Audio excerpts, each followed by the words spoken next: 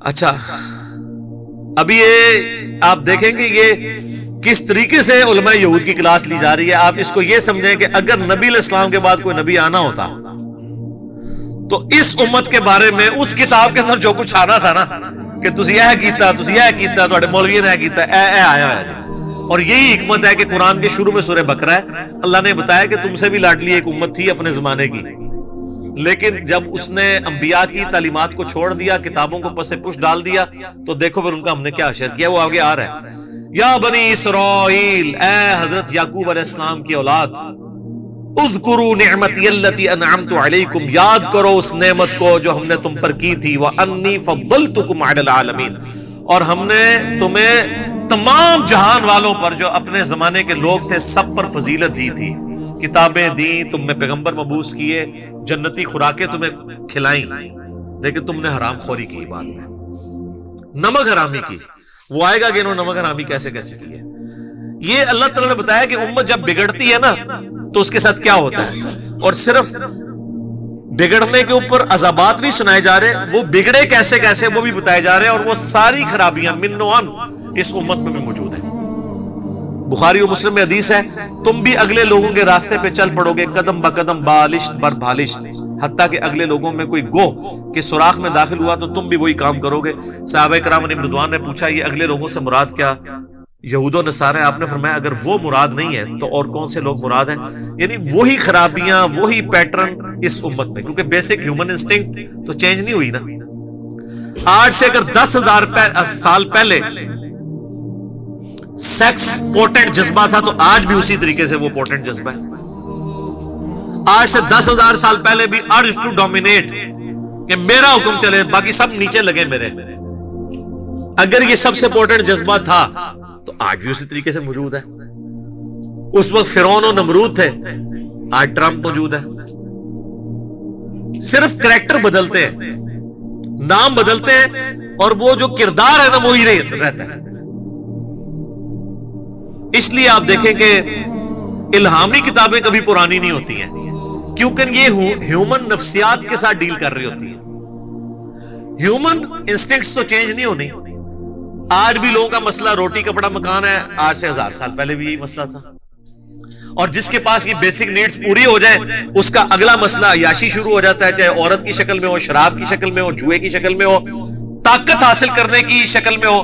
یہ آج سے 1000 سال پہلے بھی تھا, آج بھی ہے.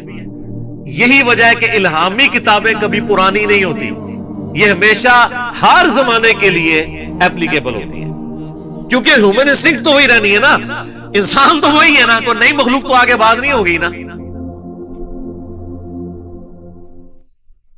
وَاتَّقُوا يَوْمًا لَا تَجْزِي نَفْسٌ عَن نَفْسٍ شَيْئًا, اور ڈر جاؤ اس دن سے کہ جس دن کسی شخص سے کوئی بدلہ, کوئی شخص کسی دوسری جان کا بدلہ نہیں دے سکتا. یہاں پہ لوگ کہتے ہیں نا جی آپ ہمارے مرید ہو جائیں, ہم خود آپ کے گناہوں کا بوجھ اٹھا لیں گے, اللہ سے بخشوا لیں گے. اللہ فرماتا ہے قیامت کے دن سے ڈر جاؤ جس دن کوئی شخص دوسرے کا بدلہ نہیں ہو سکتا.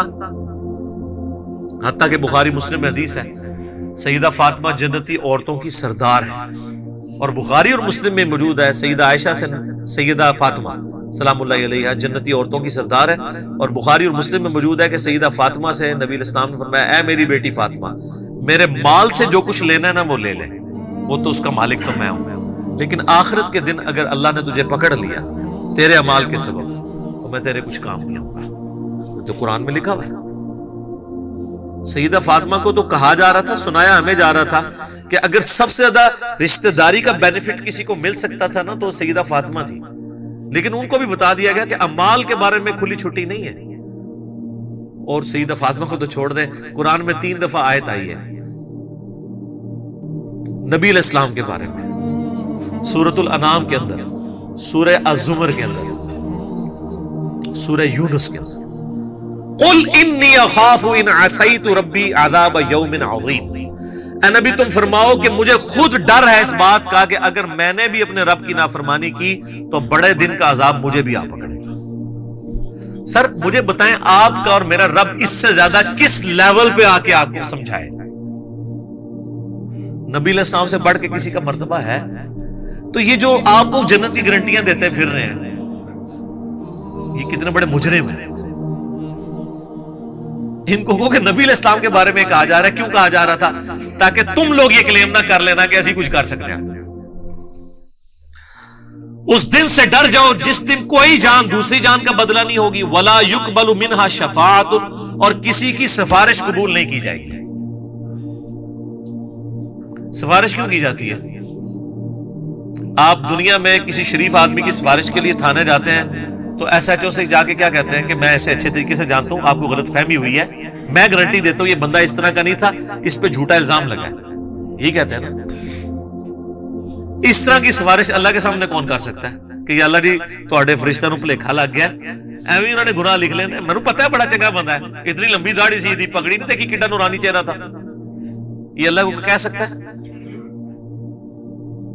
اللہ فرماتا ہے ہم تو تم اس وقت سے جانتے ہیں جب تم ماں کے پیٹ میں جنین کی حالت میں تھے. مت کہو اپنے آپ کو کہ میں بڑا پرہیزگار ہوں، وہ بہتر جانتا ہے تم میں سے کون پرہیزگار ہے. اس لیول پہ آ کے یہ سورہ نجم کے اندر آیات ہے. مت کہا کرو میں بڑا نیک ہوں، وہ خوب جانتا ہے تم کیا ہو. تو اللہ کو کون سفارش کر سکتا ہے؟ ہاں صرف یہ سفارش ہو سکتی ہے کہ جس اللہ ہی کا دل آیا ہو جس پہ کہ اسے چھوڑنا ہے. یہ بندہ ہے نیک نیت تھا، چند غلطیاں اس سے ہوئی، باغی نہیں تھا، رجوع لے آتا تھا، اپنی طرف سے اس نے کوشش کی، پھر بھی بحیثیت انسان اس سے غلطیاں ہوئی لیکن میری طرف آتا رہا. اب میں نے اسے معاف تو کرنا ہے. تو معاف میں پھر ڈائریکٹ کرنے کی بجائے اپنے محبوب صلی اللہ علیہ وآلہ وسلم کی شفاعت سے کرواؤں تاکہ میرے نبی علیہ السلام کی عظمت لوگوں کے دلوں پر اجاگر. دنیا میں بھی ایسا ہوتا ہے. اگر کسی کلاس کے اسٹوڈنٹ کو پوزیشن آنے کے اوپر اسکول والے یا کالج والے ٹرافی دیتے ہیں تو وہ کسی مہمان خصوصی کے ذریعے دیتے ہیں نا. اس کالج کے اسٹوڈنٹ کو کبھی وہم بھی آتا ہے کہ اس مہمان نے مجھے ٹرافی دی ہے. ان کو پتا ہوتا ہے کہ یار یہ تو مڈل مین ہے، ٹرافی تو اسکول نے دی ہے اور اس کو آنر دی ہے. تو سر نبی علیہ السلام کو بھی آنر ملنی ہے. یہ بخشش کا فیصلہ اللہ نے کرنا ہے. یہ اسی شفاعت کی نفی ہو رہی ہے کہ دوست کے ساتھ شفاعت کوئی نہیں ہے. شفاعت بالاذن ہے، شفاعت بالوجاہت نہیں ہے. اور وہ بالاذن کون سی ہے؟ جو اسی صورت میں آگے جا کے آیت الکرسی میں آیت نمبر 255 میں آ جائے گی. من ذا الذی یشفع عنده الا باذنہ. کس کی مجال ہے کہ سفارش کر جائے؟ ہاں اللہ جس کو اذن دینا کہ ہاں اس کی سفارش کر لو تو وہ قبول ہوگی. تو شفاعت دھونس کے ساتھ نہیں ہے، اللہ کے فضل کے ساتھ. لیکن نبی علیہ السلام چونکہ مہمان خصوصی ہیں اور وہ سورہ بنی اسرائیل میں آیا. نبی علیہ السلام کی جو حدیث ہے نا بخاری مسلم میں، حدیث شفاعت، کہ قیامت والے دن سب لوگ حضرت آدم کے پاس جائیں گے، پھر وہ کہیں گے کہ آج مجھے اپنی جان کی فکر ہے، اذهبوا الی غیری، کسی اور کی طرف جاؤ. پھر حضرت نوح کے پاس جائیں گے، وہ کہیں گے آج مجھے اپنی جان کی فکر ہے. ہوتے ہوتے اینڈ پہ نبی علیہ السلام تک پہنچیں گے. آپ فرمائیں گے انا لہا، اور آپ اللہ کے حضور سجدہ کریں گے. اللہ فرمائے گا اپنا سر اٹھاؤ، تم سفارش کرو، ہم قبول کریں گے. اس کے بعد الفاظ ہے کہ اللہ تعالیٰ میرے لیے تعداد مقرر فرمائے گا.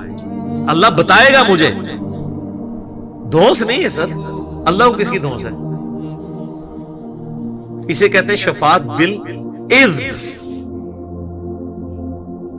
اور پھر نبی علیہ السلام نے اینڈ پہ فرمایا اس حدیث کے کہ قرآن پڑھ کے دیکھ لو، عسیٰ ان یبعثک ربک مقاما محمودا. اے نبی ان قریب ہم آپ کو ایسے مقام پر فائز کریں گے جہاں ہر شخص آپ کی تعریف کرے گا. مقام محمود کیا ہے؟ محمود کہتے ہیں جس کی حمد کی جائے. تو نبی علیہ السلام کا ایک نام محمود بھی ہے. آپ حمد کرنے والے بھی ہیں اور آپ وہ ہیں کہ جس کی حمد کی جائے. محمد کا مطلب کیا ہے؟ تعریف کیا گیا. تو مقام محمود قیامت الدن وہ مقام ہے کہ جس مقام پہ اللہ جب فائز کرے گا اور آخرت کی جو بخشش کی ٹرافیز آپ کے ہاتھوں بٹوائے گا نا، تو لوگ آپ کی تعریف کریں گے کہ اس کی آنر ہے اللہ کے حضور. مسئلہ شفاعت پہ 88B مسئلہ میرا ڈیٹیل سے 1.5 گھنٹے کی گفتگو ریکارڈڈ کے اندر موجود ہے. آپ یوٹیوب کے اوپر اپلوڈڈ آپ دیکھ سکتے ہیں. تو یہاں پہ شفاعت بالوجاہت کا انکار ہو رہا ہے کیٹاگوریکل کہ شفاعت نہیں ہے.